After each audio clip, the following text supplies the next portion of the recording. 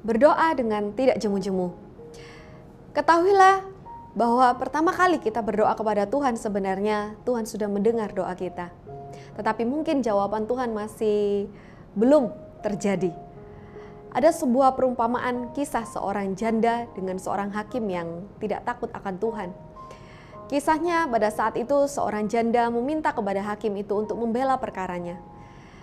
Dan pada pertama kali hakim itu tidak mendengarkan apa kata janda tersebut.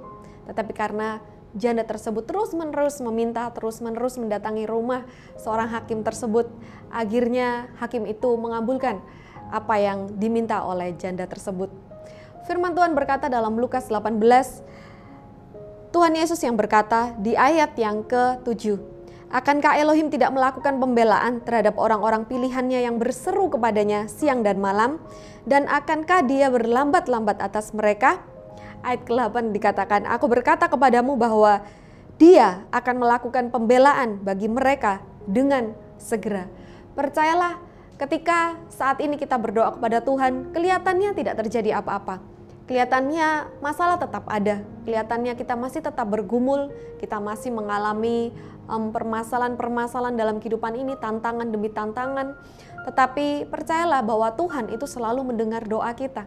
Kalau hakim yang tidak takut akan Elohim saja akhirnya bisa membantu janda tersebut, terlebih lagi Bapa kita di surga. Ketika kita sebagai anak-anaknya datang kepada Tuhan, firman Tuhan berkata, diberkatilah orang yang mengandalkan Tuhan dan menaruh harapannya hanya pada Tuhan. Dan orang yang menanti-nantikan Tuhan akan mendapat kekuatan yang baru.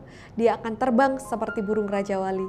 Sebesar apapun permasalahan kita, Yesus kita jauh lebih besar. Dan semakin besar badai yang kita hadapi, percayalah sebenarnya Tuhan mau membawa kita naik lebih tinggi lagi. Saya teringat ketika kita mau mandi, kita masuk kamar mandi, kemudian kita menyalakan air shower.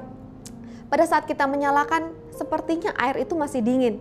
Tetapi ketika kita menanti 1 menit, 2 menit kemudian, 3 menit kemudian, maka air itu akan mengalir dan air hangat itu akan mengalir. Sama ketika kita berdoa, kelihatannya pada saat awal tidak terjadi apa-apa, aku tidak merasakan apa-apa.